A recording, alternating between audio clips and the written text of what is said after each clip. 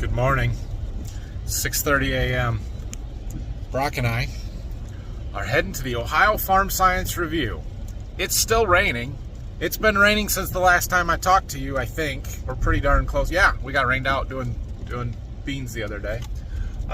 We've had 3.9 inches of rain here at the farm. Everything is wet. Now, it's come over the course of almost 2 days, so it's not as wet as you would think it would be for having almost 4 inches of rain. But we've had enough now. Looks like it's going to rain most of the day here. I'm hoping that it's not raining all day at the farm show, which is like 3 hours south of us. I'm also hoping that we don't get stuck in their parking lot. See you in a little bit.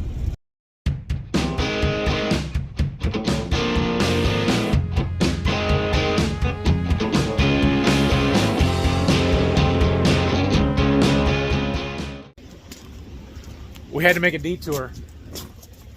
We drove past a John Deere dealer and I saw this, and you guys know how much I want to try strip till, so I stopped to look at it. It's an 8-row. It'd be a great to try. I wish this was 100 miles closer to our farm and they would let me demo it, but I don't know how to get it there.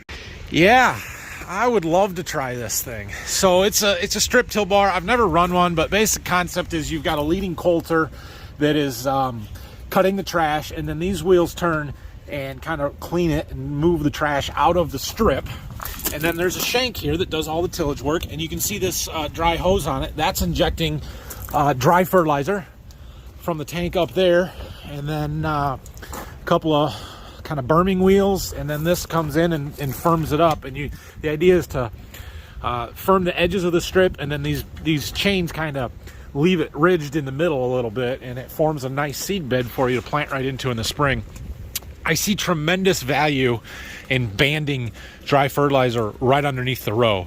And so essentially what you have then is a strip of no-till and then a strip of tillage, and you plant right on top of that strip and leave the centers untouched. And I would love to try this. I think there's a tremendous amount of value there, but not enough for me to spend $100,000. This one might be cheaper than that. It's only an 8-row. The thing I don't like about this one is it's a single product bin. So we would put actually 2 products on, phosphorus and potassium, or MAP and potash. And I usually use 2 different scripts, different rates for each of those products. You'd have to blend them and compromise a little bit. But for trying it, it would be fine. If I was going to do it on a large scale, I'd want a 2-bin applicator. But this is pretty nice. It's in a lot better shape than the one I saw at an auction a couple years ago. Let me put it that way. Or I guess that was last spring. Yeah.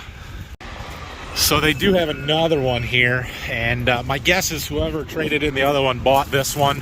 This one's brand new. You can see it's a dual bin setup, 1 and 2. They run lengthwise instead of across it. You can see the meters there. That's really cool. Yeah, this is pretty nice. Brand new. It's not even set up yet. Don't even have the shanks and the blades all on it. Again, an 8-row. I don't know how much this thing costs, but I would love to have one of these. Oh man, I can't film today because the wind's gonna blow my hair and mess it up, and I'm not gonna look pretty for you guys. Anyway, we have made it to the Ohio Farm Science Review. This is one of the biggest, well, this is the biggest farm show in the state of Ohio. It's on par with Farm Progress, Husker Harvest Days. This is one of the big ones. And it's a little muddy, although we've got nice, relatively clear skies, just super windy. So we're gonna walk around, see what we can see today. I'll try and film some of it and show it to you guys, and we'll have a good time. A few months ago, I filmed a off-colored green tractor at our local Deere dealer, and you guys really liked it. So look, here they are. New ones, even. New ones. Yeah, all right, cool. Can you guys hear anything? I feel like it is so windy that I can't even hear myself. I'm not sure you can either, but oh well. Dad could do some damage with that, couldn't he? 17.5 yard probably, Ashland pan, dolly wheel, and a big old box blade. Yeah, he could do a lot of damage with that. Sweet. Oh, these guys in their poor tents, they're just blowing away. Look at the flags up there, blaring. There's a fat. That's in the next aisle. We can't be line jumpers like that. Although, I hear Brian's here. In fact, I asked him on Instagram and he replied and said, yep, he's here. So, we gotta find him. Unreferred booth, maybe. There's a big strip tiller. Soil Warrior. That particular one is a colder style. I do not want colders, I want a shank. And I'm not in that market for a new Soil Warrior. Those are expensive, and we need something used like the one we looked at earlier. But it doesn't hurt to look at them here, right? That's what you come to farm shows for. Here is one of the things that I came to see. So this is the new Umberfirth Raptor strip tiller, and it is row units like I think would work really well for us. You can see it's similar. You've got a leading coulter with some row cleaners to get trash out of the way, and then they get this wheel on there for depth control, a shank with the berming wheels, and then the firming wheels in the back. It's a little different than that chain rolling basket that Gladiator had, but I think this would work really, really well. This one doesn't have dry tank on it, but if you look up there at that sign, that one does, and it'd be awesome. Here's the J&M booth. Their tracks off of their grain cart. I see they had a new design come out. Those are impressive looking. We'll find the Umberfirth ones in a little bit. That's the same as what we have on ours, but that's a big, wide. How wide is that? Huge track. 46, I think. That's 46 wide. Wow. Oh, look at this one. We made it to that Fendt booth. Sorry, I'll zoom out a little bit. Sweet looking tractor. I like the looks of them. I don't know if I would buy one, but they're a sweet looking tractor. And in Fendt Ideal Combines, that auger seems really short. It's just a 7. It's a baby Fendt. That's why it's got a short auger. Here you go. Here is a setup. 8RX 410 with an exact emerge 24 row 1775 NT. Nice. Very nice. New seed tanks on the new planters, new liquid tanks. This tractor's got the big 1,000-gallon saddle tanks kind of built right into it. Makes it really bulky. I don't think I would get that. Plus, it's like was a $30,000 option or a $60,000 option, something ridiculous. But cool to see nonetheless. I still like the tractor. This John Deere brings in their own grass. It's very nice. It's not muddy, I tell you that. 616R, is that what that says? I've never even heard of that model of sprayer. Huh, how about that? Looks compact. Ooh, guys, look what I found. I've always wanted to try this. You ready? Thunder. It works. Cool. These are awesome for $25,000. Yeah, it'd be sweet, no doubt. I'm kind of all over the place here. We were across the aisle and back over here to the Deere sprayers because here's the Haggy. Man, would I like one of those. That thing is awesome. Yeah, I could get used to this view. So the new cabs in here, these match the X series combines, the X9 combines, same cab. I believe it's very similar to the 8RX tractors, or the new 8Rs, and probably 9Rs too. I wonder if there's one of those here. I have not seen one of the new 9Rs yet. There's the X combine over there. We'll have to look at that. It's on the other aisle. We can't be aisle jumping like that, so we gotta go in order. Think Dad could use that? Oh, we could trim some trees, let me tell you. Here we go. Here's the 16-row Gladiator, just like the one we looked at on the way down here, except for it's a 16 and not an 8.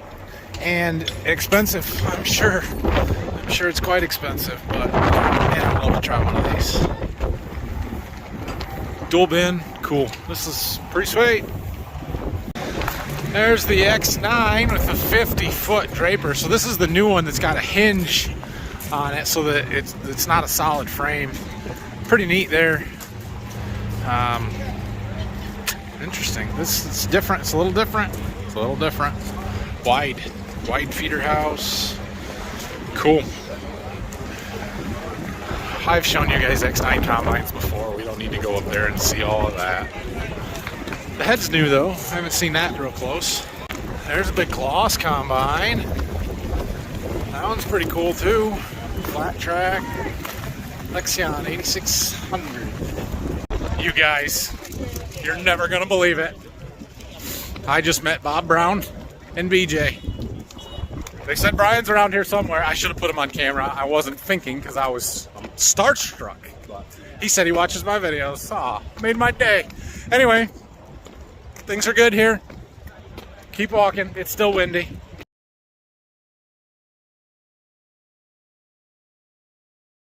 We found the bale bearings. So if you've watched for a while, you may know my buddy Ben that does all the straw for us. He's got one of these, probably similar to the one over there that's got a pickup on it, not a one that you pull behind a baler. But yeah, that's cool. But we're out of more of the mainline big equipment company stuff into some of the smaller stuff. We'll keep walking across here, seeing what we can find. Golden Harvest's booth is up here on the end. We've got some grain bin companies and their stuff, pickup boxes, all that good stuff. Still fun to see. Look at this, clear sides on the Golden Harvest booth. How fancy. Look at that nice semi-truck. Boy, that would look real good with a Border View Farm sticker on the side of it, wouldn't it? Nice. I'm aware it's, oh, there's a Freightliner over there. Take the top off of that. That one would be just fine too. That bumper's way too low to the ground on that Freightliner. But other than that, not bad. Brock. You know, that would cover my hayfield really quick. One round. You could do it in one round. Yeah. It's a big old hay rake right there. Tedder. Whatever. Same thing. I know they're not the same thing. I'm not a hay person. Just don't yell at me. That's what This walking into the wind stuff is like resistance training here. My legs are going to be sore by the end of the day. I should have got a haircut before I came down here. Oh man, that's embarrassing. I got a free Coke from the Dr. Pepper. Free Coke from the Dr. Pepper. No, I got a free Coke from the Golden Harvest people. They didn't have Dr. Pepper. Bummer. Manure equipment. I better not say anything bad about that. You guys might think I don't respect the dairy guys. Hey, we have one of those. Kind of almost. This one's got a little different hopper. What they call a field unloader, I think. And I think this is a size bigger. 1539. Ours is a 1239. TCX, not a BCX. Yeah, cool. There's the Rantizo spray drone, people. I mean, yep, we've done that. That's cool. Ooh, nice forklift. Our forklifts are pretty good. I guess I don't really need that. Hey, those look familiar. That's the same style bench that we have in our shop. Okay. We have essentially seen this entire show. We walked an 80 acre farm. How many aisles did we do? a lot. They're a half mile or close to it. I bet we did 11? Yeah. Because we're on the wrong end, so it's an odd number. We did all of them. So we gotta pick one and go back to the exit. We're gonna go walk back past the Unpreferred booth. You know, just in case. I needed a place to sit down out of the wind, so I found one. How long do you think they'll let me sit here? My legs are tired. It's been a lot of walking today. Well, this is different. What do you do with that thing? Wow, we got... Is that a hydraulic selector switch, like? I don't know. We got hydraulic controls here. Pretty nice looking, but man, oh man, oh man. Took me a few days to learn how to run it, I think. They're pretty sharp looking tractors though, aren't they? Nice Fendt Momentum planter behind it. I mean, it wouldn't be the worst thing in the world to have one of these. I still like that one over there though. Correction, I'd rather have that one. Holy monitors, man. How do they have two there? I don't understand. Can you put two extended displays? I don't know. That's interesting. This is awesome though. Look at the radio's even got a display. Yeah, this is very nice. Built-in refrigerator.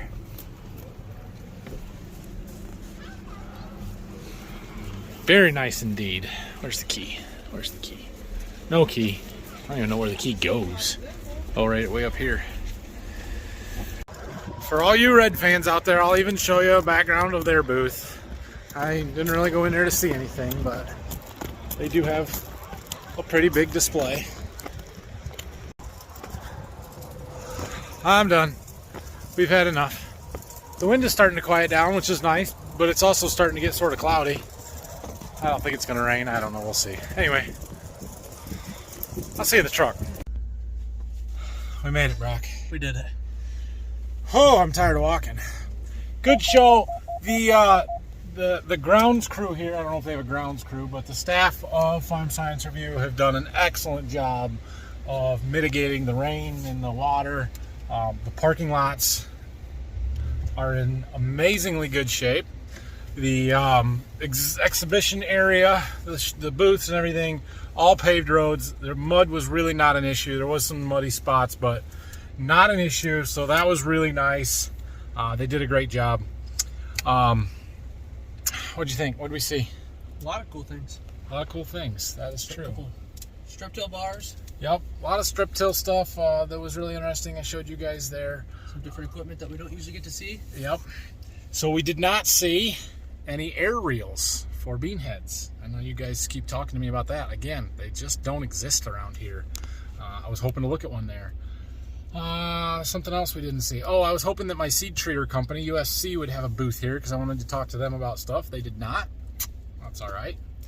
But the new deer stuff is always really cool. There was a lot of cool stuff from all the major manufacturers. Fendt, Underfirth had some good stuff. I did talk to them a little bit about the scale system on our grain cart. We might make some upgrades there. I don't know. We'll see. So, good show. Anyway, we're going to head for home. What time is it? 2 o'clock. We should be home in a little over 3 hours, about 5 or a little after. So that's not too bad. Well, I'm a little bummed that I was at the same farm show as Brian from Brian's farming videos. For those of you that haven't caught on it, that's who I was trying to find. Half a mile, turn left onto Dunn Road. But I did get to meet his dad, Bob, and his brother, BJ, and that was really cool. So that was exciting. Someday. Anyway, we'll see you guys at home. We had to stop for lunch, dinner, lunch. It was lunch, Brock. Yes. How was your steak? It was good. It's good. Just so y'all know, and you don't think I'm being mean to Brock all the time, I bought Brock a steak for lunch. Yeah, the one that he owed me from this spring. Well, A little late. I told him to get whatever he wants. 23-ounce porterhouse. Go for it, Brock. Get it. You know what he got? What'd you get, Brock? Tell him. I only got a 6-ounce steak. 6-ounce sirloin. Come on, man. We made it back. Good day. There's water. There's a lot of water around. Right here, it doesn't look like we had 4 inches of rain because it really soaked in pretty well. East of here, 30 miles, there's water everywhere. Everywhere. We did not see a ton of crops harvested on the way down or back. We took 2 different routes because you can't go the same way. Quite surprised. And there is some, but not a ton. And so we'll see. I'm sure that'll change next week. The weather looks good again next week. So we'll see what happens here, but we gotta wait for things to dry out a little bit. So thanks for going, Brock. Hey, I appreciate it. Thanks for inviting me. See you tomorrow. We got stuff to do tomorrow. We got a tractor to get. We're gonna work on that disc ripper a little bit more. I got more computer work to do, but we'll try and make a video tomorrow. So thanks for watching. Hope you guys enjoyed this one. I know it was a little bit different, but it's fun to go to them shows. I really enjoyed it. Cool to see all the different stuff and meet some different people and everything. So hit that like and subscribe buttons for me, please, and we'll see you tomorrow. Thanks.